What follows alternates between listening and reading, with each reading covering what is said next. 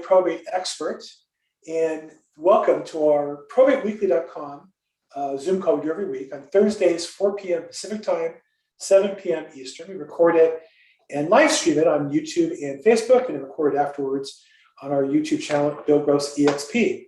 And every week we get together with investors, wholesalers, real estate agents, some petitioners, administrative executors, and or attorneys, and talk about all things probate real estate. So if you're brand new, you want to learn more, or you want to build out your business and be more successful, this is what we want to talk about on a daily basis. And the goal here, I'm not selling any coaching, I'm not selling any data, I don't have any affiliate links to anything. Strictly, I'm here to work together. I sell real estate houses every day here in Southern California and actually around the United States. Look to do better, look to meet people who can share ideas, who can learn together, help each other, push each other to grow and be more successful. So towards that, recently I had a chance to chat a bit with, and thought I should invite on really one of the top real estate agents in the country focused in probate real estate. He's out of Texas. It's David Pannell. So say hi, David. How you doing?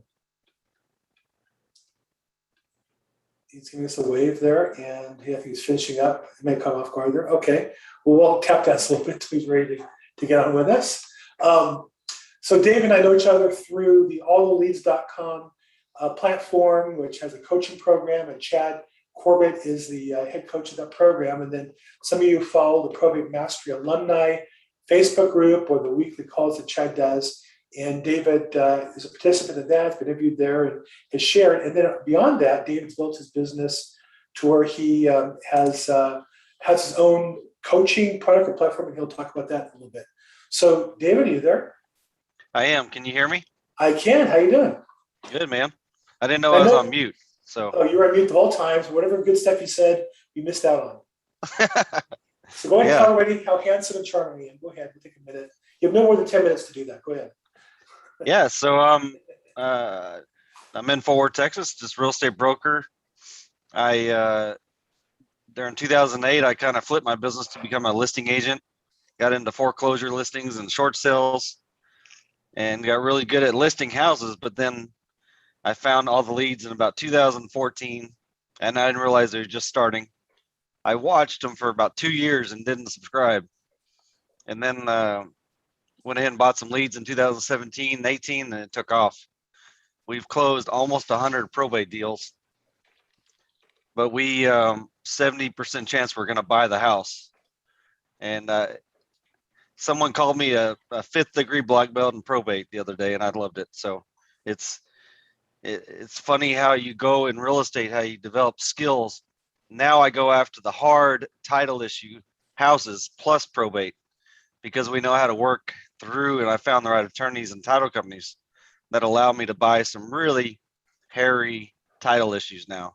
And obviously that's where the better deals are. So that's what we do. So isn't it interesting? I see this all the time to people, that real estate agents mistakenly get in probate thinking it's easy. But the reality is, I'm looking for, it sounds like you really are looking for the harder deal. The harder deal means more profit and opportunity, correct? Yeah, so the longer I could work with the family and help them through the title issues, the better chance I'm going to get a better purchase on that property. Either there's a renter on the property, or it was given to a spouse or a nephew or a cousin as a life estate. Something like that caused me to someone's at my door for some reason. I'm sorry, I lost my train of thought, but it gets you into where you're buying these properties and listing them if you become the listing agent.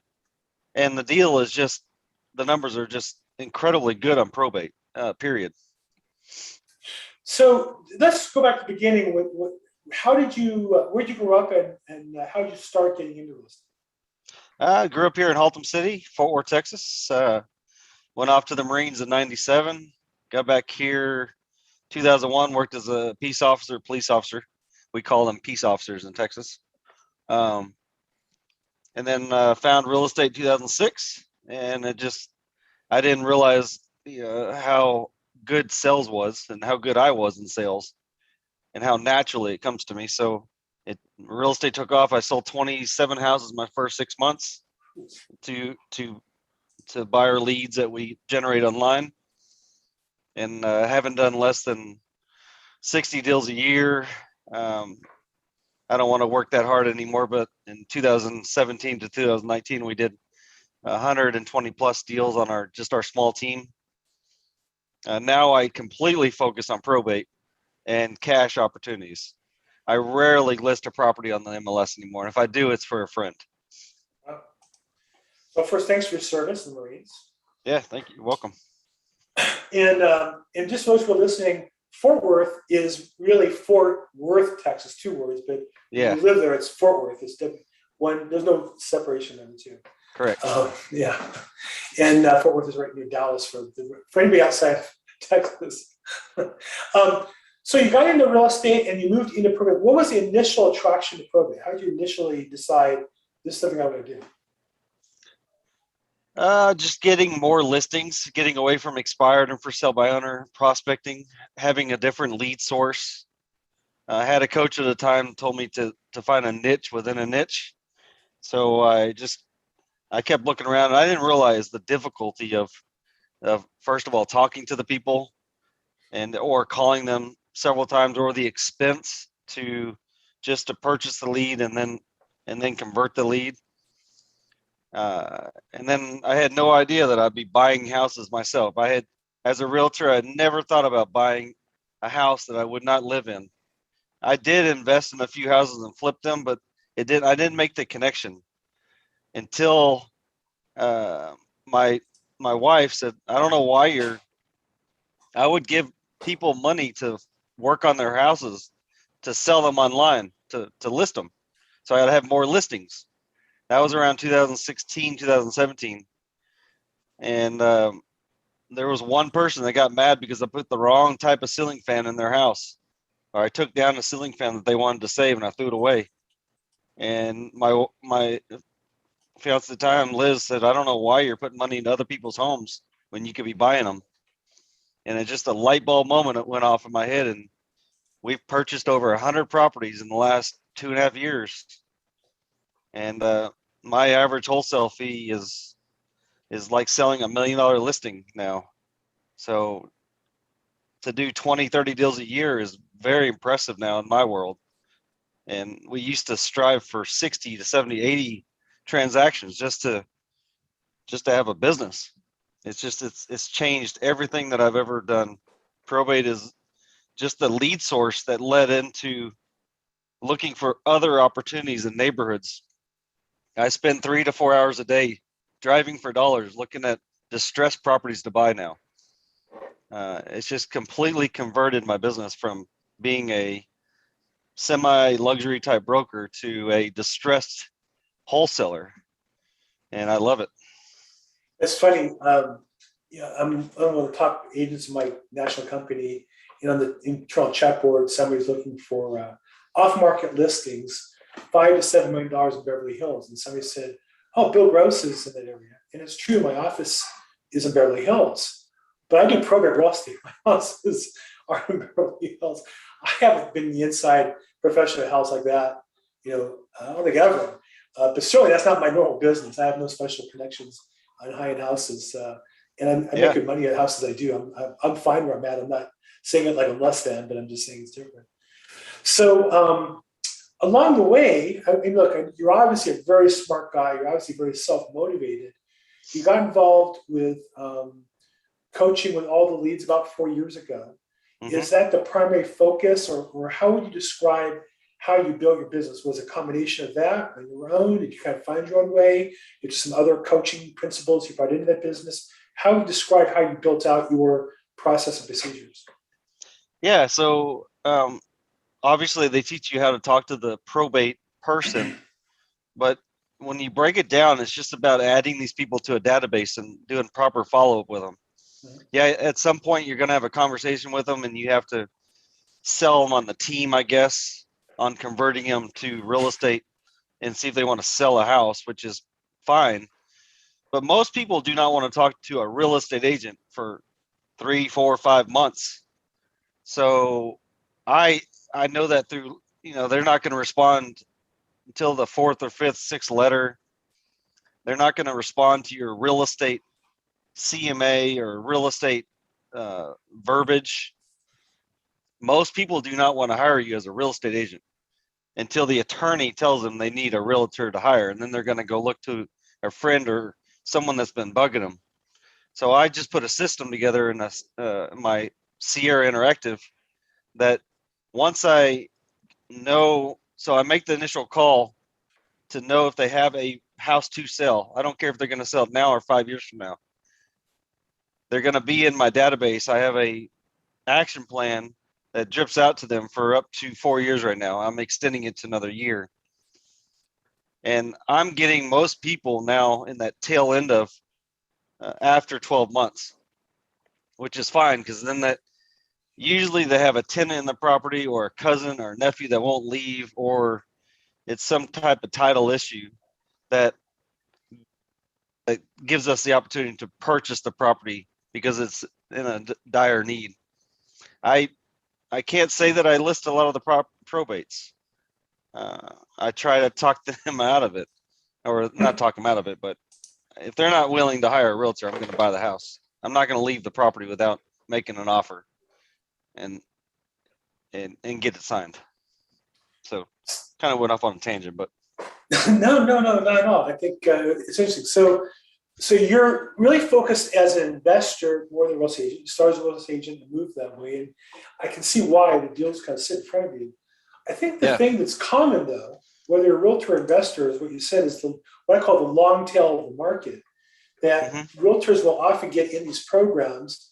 And I'm sure you do the same thing. You listen to these coaching calls and they'll say, well, I bought the leads last month and I mailed the postcards and I gave you listings. I'm like, well, yeah, that'd be like planting a bunch of seeds of corn and sitting back on your porch saying, I didn't get any corn stalks yet, right? It's the same thing. And I know that when you data analyze from lead to closing, the average is about 2 years, which means some will sell in the first 30 days. There are the occasional deals, and I want to ignore the miracles, but the average, so your plan better have a way to get to 2 years or longer, in your case 4 years, and you're extending it. But it seems to me that's the crucial point. Is this clear to you as to me? That's the really, when agents struggle or investors struggle in probate, to me, that's always the essential issue is how long do you write your plan for, and do you execute a plan for that length? Yeah, it just goes back to having that database and knowing that you're putting these leads into a system that is going to remind you, one, to call them either after an initial phone call, or you put them in as a new status lead and you leave them that new status until you at least talk to them.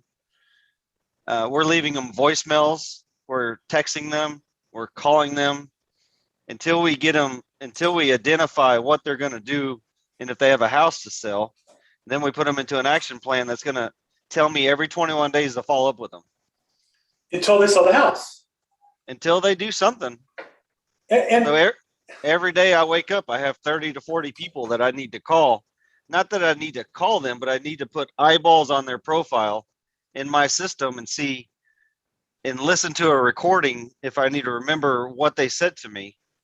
But I have over 7,000 probate leads I've purchased. I actually have over 12,000 probate leads I've purchased.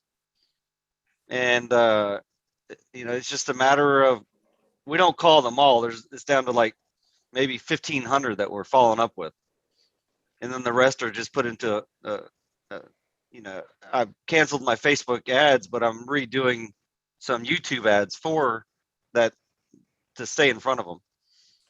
And I also get so often, agents will, on my team, I'll show them what I do, and I'll give them a list of the cases to call. And they'll say, well, I called them all, and most of them aren't selling their house. And I'm like, well, yeah, that's like when you call homeowners, most say they aren't selling, but they all eventually do. Yep. Your job is to be there, so when they do, you're there. So, and then kind of Winston asked a question, are you finding it, I think you answered the question, but I'll let you answer it. Are you finding more profitable to list and sell probate properties or buying probate properties? Which is more profitable for you as a business? I think you answered that. Yeah, it just seems like to me I they don't. I know. You're welcome to go sit elsewhere. Oh, this is really. Got it. It seems like to me, uh, I'm purchasing more of the probate leads because of the condition. You know, unless it's in marketable shape, they don't want to spend money that, especially if there's more than one heir, they don't want to spend money that the other heir is not going to spend to help you get it on the market. And to, you know, it's just easier when there's multiple people. It's easy to buy a house when there's one heir, but it's really easy when there's 3 or 4, because nobody wants to be the villain, I guess, and nobody wants to spend money on the mortgage payment, the taxes, or something that's costing them money on that house. Exactly. So Exactly. from my perspective, and doing this 4 years now with probate, it's just we're most likely 80% chance buying the property from them. 80%. That's fantastic. Yeah. Wow. Now, a question asked, and this might lead to a deeper question: what contact management program do you use? Now, I think the answer is you have like your own system you created, correct? Yeah, it's just Sierra Interactive. So Sierra Interactive, they're in Louisville, Kentucky, and it's owned by 4 realtors. And over the last 8 years, they've grown it to an amazing system. And they have, I think, currently like close to 40 or 50 programmers that work on it. Wow. So it's a cloud-based CRM. And if you guys you can't go cheap on your CRM. You just can't. If you're spending, the system's going to cost you I spend close to $1,500 a month on my CRM. You could get the starter version that's $300 to $400. But when you get them to do your ads for you and other things, the price goes up. But it's so worth it. An average wholesale deal to me is $22,000.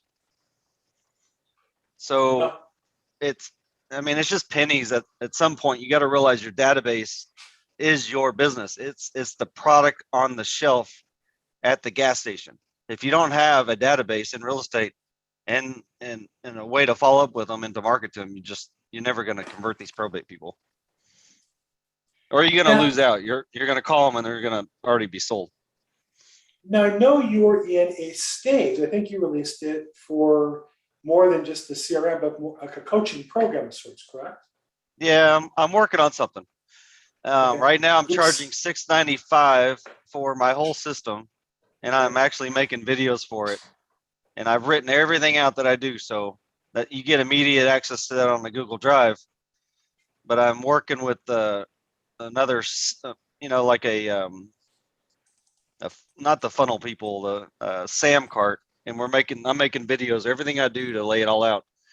So that'll be just something that I constantly work on to show you. Then we have a Facebook group that we have, a private group that and I've had 45 people buy into it. So there's one guy that got 9 listings in Seattle, Nice. I think 2 months ago, which is incredible. His average list price in Seattle is like 800 grand. So, Nice. and he's a new agent and he's doing exactly what I do now. Nice. Yeah. Somebody asked, actually it was Herbert who asked, who do you buy the leads from, and what do you pay per 1,000 leads? I buy everything from all the leads.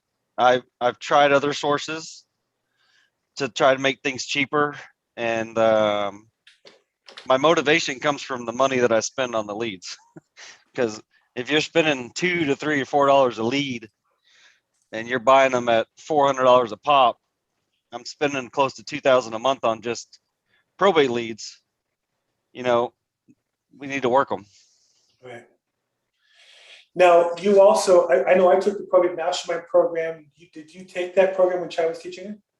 Yes, and I just completed the foundations with Bruce, which is excellent. Wow, very nice. Yeah. I didn't know what that was. I'm behind on Chad's new program. I'm a few modules. I'm way behind, to be honest.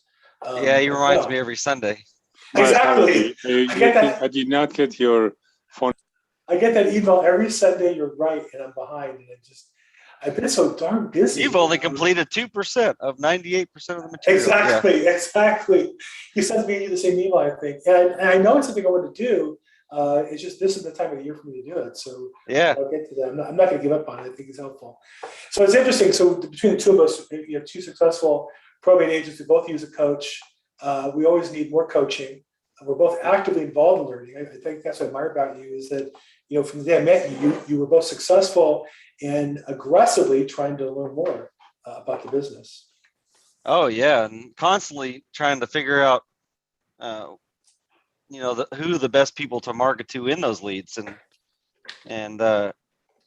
you know, in my course, I say you got to, when you buy 100 leads, there's usually 12 in there that are out of state leads, and those are the ones that we really hammer because they need the most help because they're been assigned administrator from another state to deal with the probate here with an attorney they don't even know.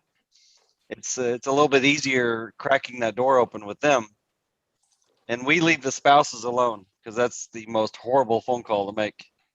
I'll reach out to them about a year after probate's filed. Wow. Interesting. You're the first person I heard say that. Oh yeah, I won't even mail the spouses because nobody technically wants to sell a house. I learned that from Kevin Ward. Nobody wants to sell a house. They've inherited something and they don't know what to do with it, or they've lost somebody and they weren't planning on losing somebody, and now they have a house either they can pay for it or they can't, and it doesn't, if it's a spouse, it doesn't really set in for a while, and I don't want to. I've made a few phone calls to them on accident and you get an earful. Wow. But the ones you want to focus on are the out of state. If you could separate it by an Excel sheet, and you know, those are the most lucrative. Nice. Or if you find out someone's renting the property, those are the best too. That's an interesting tip. So the rentals and the out of state. Excellent. Excellent. Yep. What do you do about, we had a question from Christopher. What do you do about probate leads that are underwater properties? Do you do short sale probates? You can. I haven't dealt with a lot of them, but I'm starting to get a few with reverse mortgages. Right. Man, there's not a whole lot you could do if they're underwater. You could do a short sale, but the reverse mortgage technically could foreclose a lot faster than a regular house. So once they realize the person has died, they are very aggressive at taking over that property. So I've never gotten one that was underwater. It's usually paid off, or there's a little bit owed on a property. I've not gotten one in a situation where there's no equity. I will say California is more common, at least in LA, and we are able to stop the reverse mortgage from foreclosing. So that's a whole. Okay. Those are in now. The only key is it has to be some value to the state. You can't do the short sale just to pay yourself a commission. You've got to create value for the state somehow. The short sale's got to end up paying $3,000, $5,000, $10,000 to the state, and you have to make sure that happens, or else you end up the sale is not going to get stopped. So. Okay, wow. So, hey, look, guys, we have a great professional active in the business. Oh, here we go. Some more questions. Can you ask questions? Yes. Paul asked on what ads do the CRM do? So back when we discussed your Sierra interactive software, one thing you mentioned was the fact they run ads within the CRM. And a lot of them do that. I have KV Core, we run ads in that, and Boomtown does that and such, but it's nice when it's all integrated. So in Sierra Interactive, what kind of ads do you run within your CRM? It's real simple. For the probate leads, or it's just, I mix everything together. So the same message is everything that I'm looking for a property to buy, or a listing agent where I tell a story. And you're using their phone number and their email. So one of the good things you can do, this is a tip for you, is you could take that probate information and skip trace it to find all their relatives. And then you double the amount of, or you quadruple the amount of data you have for that probate lead. And then you could retarget them on Facebook or YouTube or Google ads. I'm rebuilding that stuff. I don't really like to pay for Facebook ads and say, oh, I got a house to sell. It's really about storytelling and or a successful story of a probate deal or something I'm doing with probate. Like you, Bill, your constant articles, man. Those are great. Well, I got a lot of I have big goals. I got to keep moving, so I can't That's slow right. down. That's right. Okay, question from Winston. Thanks for the great questions, guys. You just want to let you know, Dave, you like getting people's juices fired up here.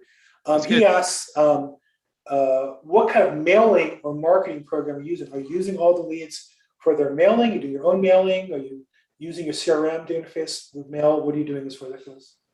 Yeah, so I have my mom. She's retired.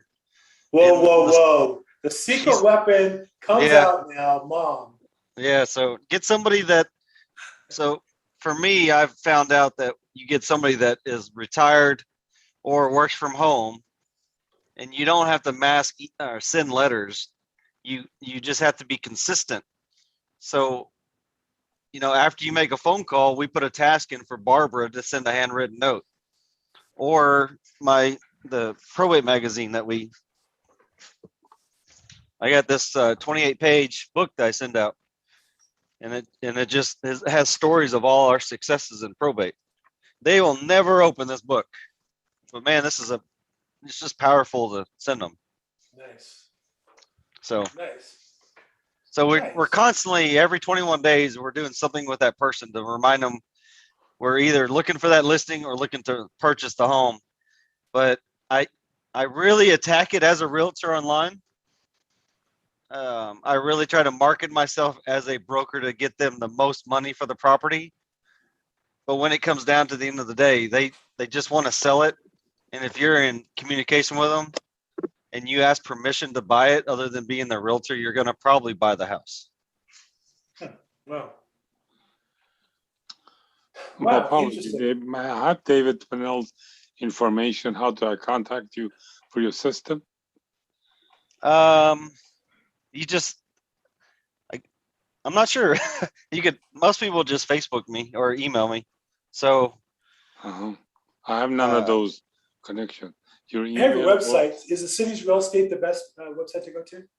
Yeah, but there's no really a page. I started this. Well, maybe you could send an email out to everybody with my link to Samcart, and they could watch the video I made that describes it.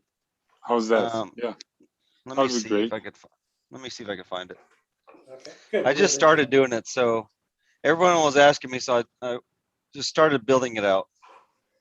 Excellent. Okay, so if you guys email me or text me, if you're watching this, I'll be glad to send you the link after the fact. And if we get in here, we'll put it in the text and show notes and be able to share how to reach David Pannell, who's a master marketer. He's hard to get a hold of. Okay, I love it. He's so busy with people kind of calling him, he doesn't even know how to get a hold of himself. Yeah, I made some money with it, so I'm trying to make it valuable to people. So it wasn't my intention. It wasn't my intention to be coaching anybody. I'd rather go out and sell or buy a house. Me too. And to be honest, I talk to people who need help, and I do see some good in some of the programs, but some pieces that are missing. And I think people need to work with somebody who's actually in the business rather than just a coach who's outside the business. And I've been tempted as well. I saw what you did. I said, great. I'm sure you'll do a great job. And I'll just send people there because I don't want to be a coach. I want to be a broker. I buy and flip a couple of properties a year, and that's great for me. And I sell a bunch of houses, and that's great for me. And I'm building a real estate company. I don't want to be a coach. I want to hook up with, and Chad does a great job. And I know he's in a transition, and I want to support that because he's one piece and one great flavor for many people. And we need a couple others as well. So, well, great. Other questions for David Pannell, Fort Worth, Texas. So I added the link. I added the link in the chat, Bill, so you can see it. And it's pretty fluent. You can see what's completed. I got 54% of the course complete. So, but it's all written out. So I'll give everyone early access that wants to buy into it. Okay. And I'm really using the money to spend time building it out. So I spend Fridays. I don't do any prospecting on Fridays to do it. Nice. Okay, so where am I here? I'm having a hard time now controlling the own bill so you can see it. I lost control of my own call here. Okay, well, there you go. Okay, any other questions, chat? I don't see anything in the chat box. Who else has a question for Dave? No, full-time. You know, I don't believe this. I see the picture of myself. Well, one question here is about the combo between sell and list. You know, the messaging, I guess you want to remind yourself of their perspective. So I've lost deals because I wanted to buy the house before it was time to ask for it. I recently lost one in August, and I was excited about it because I was like, it could have been a really big assignment fee, but they went with Redfin to list it. It was, I was like, man, I saw it on MLS. I was like, crap, I think I sold myself too soon. So some people do want to hire you as a realtor, so you don't know what they're going to do.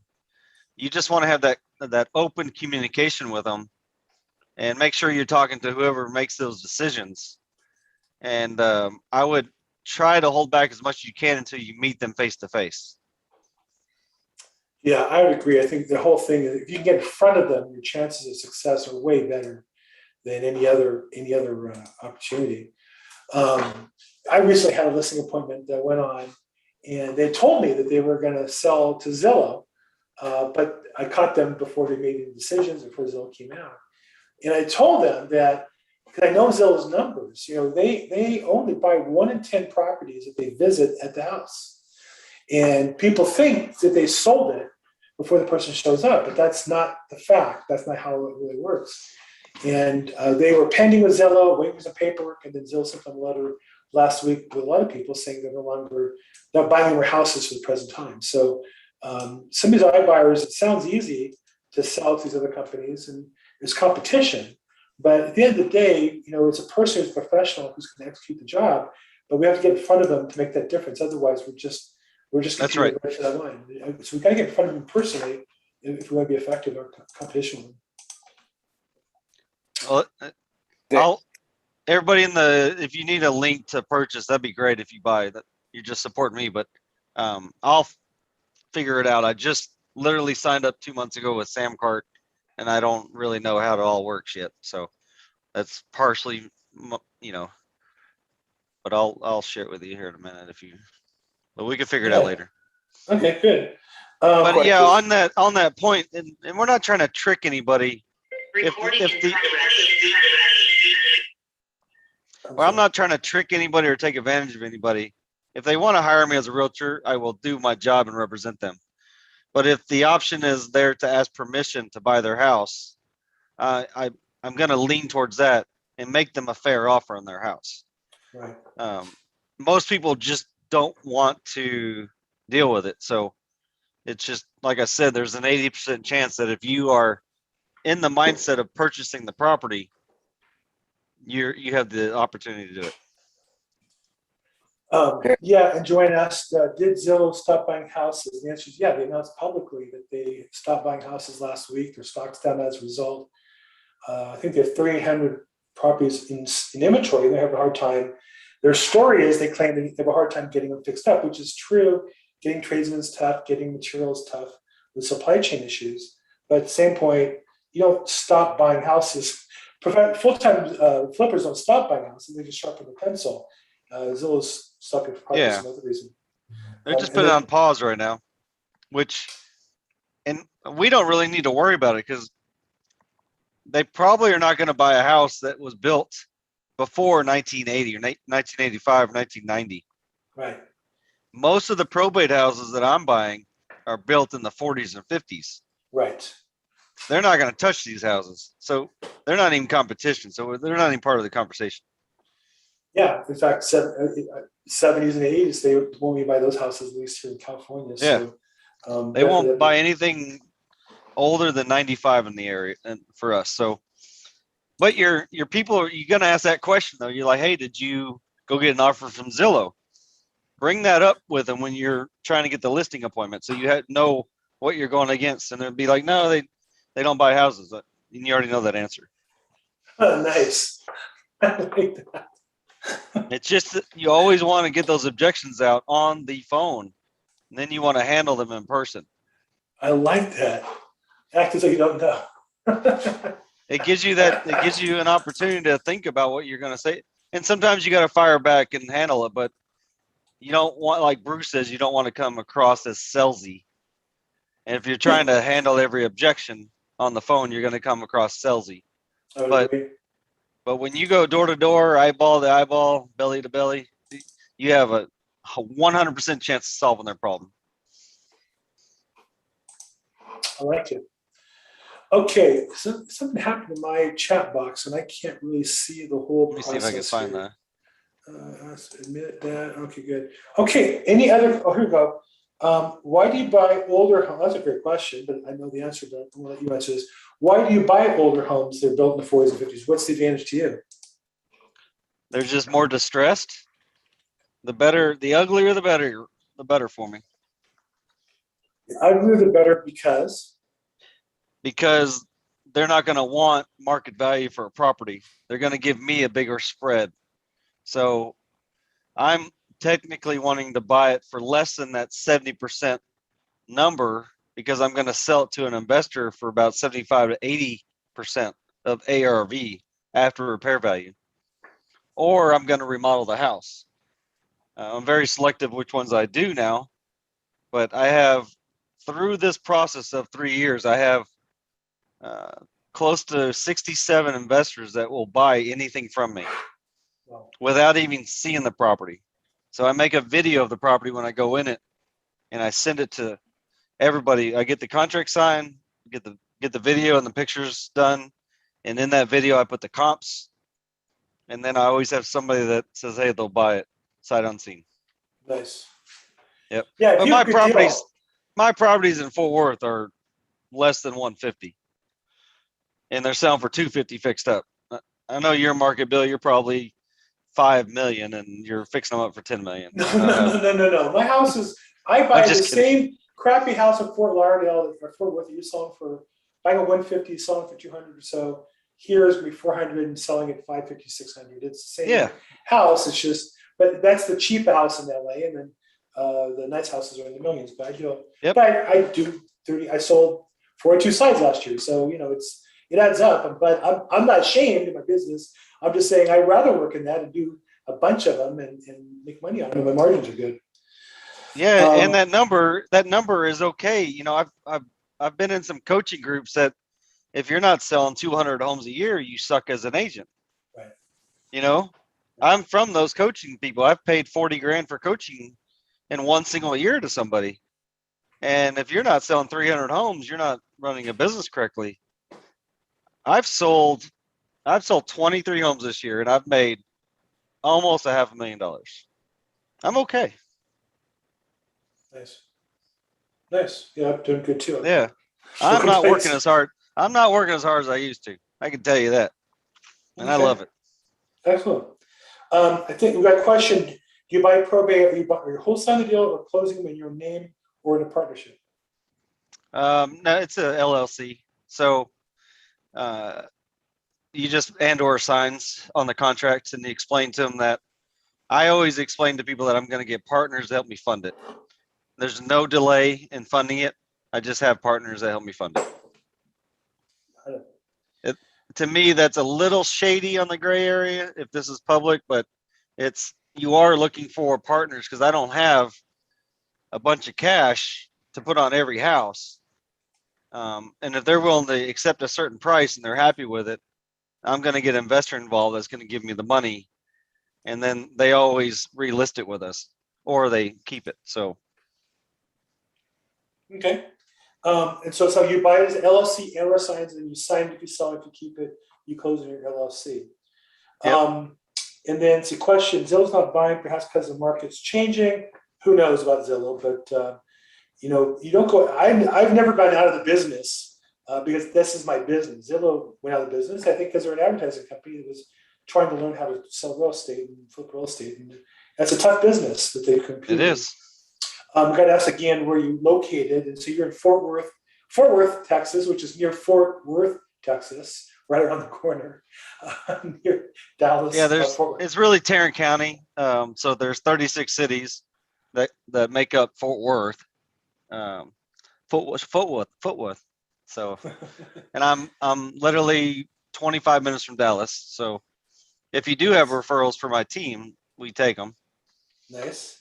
Um, And so the area you specialize in is in Tarrant County, right? So that's going to be Yep. Fort Worth and Dallas area and that kind of stuff. Okay, good.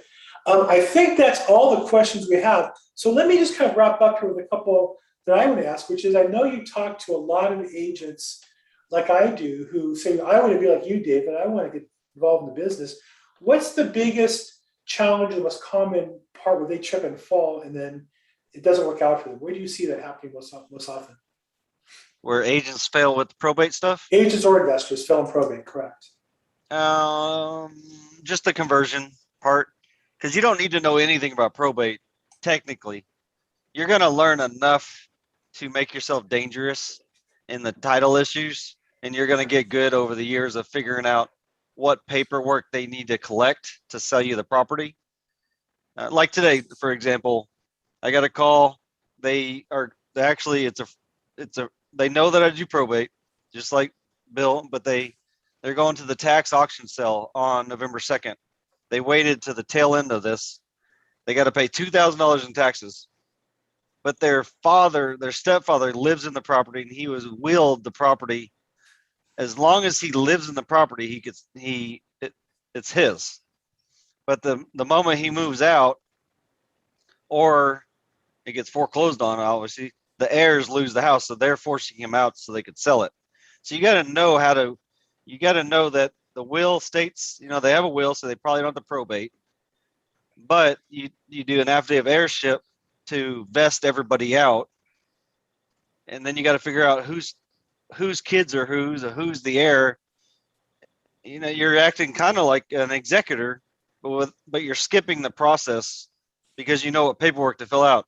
In Texas, you can skip probate if you have certain paperwork, and you get good at knowing that process. So back to your question, it's conversions. Knowing how to get through that quickly, still that's going to take 60 days to get through that paperwork. But the conversion of it is where you're going to fail because it takes so long. These are not quick conversions. These people, it's just not quick. There's nothing fast or easy about probate, but for me, it's a very, very profitable business. And I'm in it for the long run. I've been in business for 36 years. So for me, that's definitely worked. Okay, last question for you, David, is what advice, and I get this all the time, what advice would you give an experienced real estate agent who wants to build his business, looks at probate as a niche to grow into, knows how to list and sell houses, knows how to convert maybe regular leads, but wants to step up into probate? What would you recommend for them to do to make that transition or add that business to their business? You got to pivot. You got to add a third leg to your seat. You've got to become an investor if you're going to work probate because the opportunities are going to be there. Yeah, so you've got to learn how to get a mindset that, can I buy every house that I walk into instead of listing it? Yeah. So you got to get your team together for hard money. Your investors are your new buyer clients. Yeah. I work with 60 to 70 different investors and I interview them. I take them to lunch and I make sure that they're not going to try to go around me if I send them the address. Right. Hang them from a bridge. I'm just kidding. I just shoot them. Yeah, just shoot them. I'm just kidding. No. Scratch that. But who's listening to all this? I don't know. I don't know. If you're listening, please disregard the last couple of sentences. But you want the idea is if you're going to work probate as a realtor, you're going to build a different client base that is going to be an investor base that they know when you send them a deal, their margins are great. Yeah. They don't even have to consider the numbers because you're just going to be, they're going to be that professional they've been looking for to sell them houses.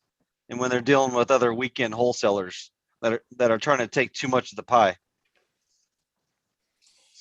So thank you. I appreciate that. Let me just, we're going to wrap up real quick. Dave, I just want to say thank you so much for sharing. They want to get a hold of you. We'll have in the chat box a link to your Seer Interactive website, and we'll get them connected to your program for more. And Dave Pannell also is regularly on the All the Leads Probate Mastery Facebook group, and he's also on their calls pretty regularly. That's where I bump into from time to time and we chat together. So join in there if you're All the Leads customer, join the alumni group. If you're not, take the coaching, learn it, and then join professionals like Dave and I to speak about probate issues on a regular basis. I'd love to just share two things while I have you guys real fast. Number one, right after this call, here in Los Angeles, if you're a real estate agent, we have a happy hour, the Agent Circle for real estate agents. It's a huge bar, the All Season Brewery on La Brea, just south of Wilshire. They converted a Firestone auto repair place into an open air brewery with fresh brewed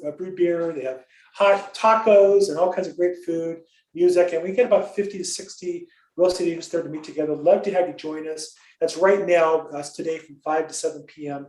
on La Brea, just south of Wilshire Boulevard, 800 South La Brea Avenue. And then on October 31st, which is Halloween Sunday, LAProbate.com, 9 to 6 p.m. This is for investors, wholesalers, real estate agents, vendors at the Screwball Museum. Free registration, free parking at the Screwball Museum. Sunday, very little traffic. Love to see you there. We have I'm with eXp Realty. We have a table there for our agents and customers to stop by, speakers all day long, and then vendors that will help you learn and build your business. I found a great vendor, the landlord advocate. I put him right on two of my listings, and he's throwing one deadbeat out, and he's working on the second one. So I've already made some good money just by going to the last event. So Nice. Wrap up, David. Thank you so much for being on the call today. Really appreciate you being contributing so much, being a support. Hey, Bill, they got one more question I can answer real quick. Go ahead. If you got, Look at you. Look at you. You're so service oriented. Try to be proud. Go ahead. it's about finding investors. You could go. I find mine in MLS because most investors will list their property themselves by for sale by owner with a listing with a discount lister. So you could always tell by the remodeled homes, and then you search a 10-mile radius from the house that, say you have a house that you're trying to sell, or you pick a house, a neighborhood that you're trying to target. You could search and then download an Excel sheet of all those homes that sold and the agents, and usually they're the investors. And then you just call through them, and you'll come up with probably 15 out of 100, and they'll be investors. But you want to take them to lunch. You want to meet them face to face, Yes. and see what they want. Yes. If you're just going to blast out addresses, you're going to lose deals because people are going to go take your deal from you. Yes. It's that type of world. So, or call the for sale by owners, and you're going to find investors there all day long. I only. Yeah. Sorry. Yeah. So it's just, they're all over. And when you start having deals in this world, they find you. They find you. I feel like I'm the prettiest girl at the prom. Every time I go to a real estate event, people hear I'm a probate and they want to meet me, and they just have deals in my pocket, and I do for the right person. So. Yep. For the right person. Yep. Exactly. They're usually not the right person, as it turns out, but that's a whole other story. I sell a lot of my houses to the same 3 investors. So even though I have a list of 60 plus, it's usually the same 3 or 4. I'm not getting 20 probates a month. Some months I get 1, some months I get 3. It's not that many, but it's enough. And it's enough to make you realize that this is the only thing you should be working. Wow. Okay, we're going to end on that. Again, Bill Gross, LA Probate Expert, LAProbate.com. We do Probate Weekly every Thursday, 4 p.m. Pacific, 7 p.m. Eastern. It's on YouTube as well. Go to Bill Gross EXP or probateweekly.com to sign up. Thanks for being there, David. Thank you. Can't thank you enough. That was fantastic. Good job, man. Yeah, and I'll try to find the buy page on this course. So anybody's interested, I'll have, hopefully, Bill, you can send it out in your email. I will send it out, and I appreciate you guys if you support it. Thank you so much.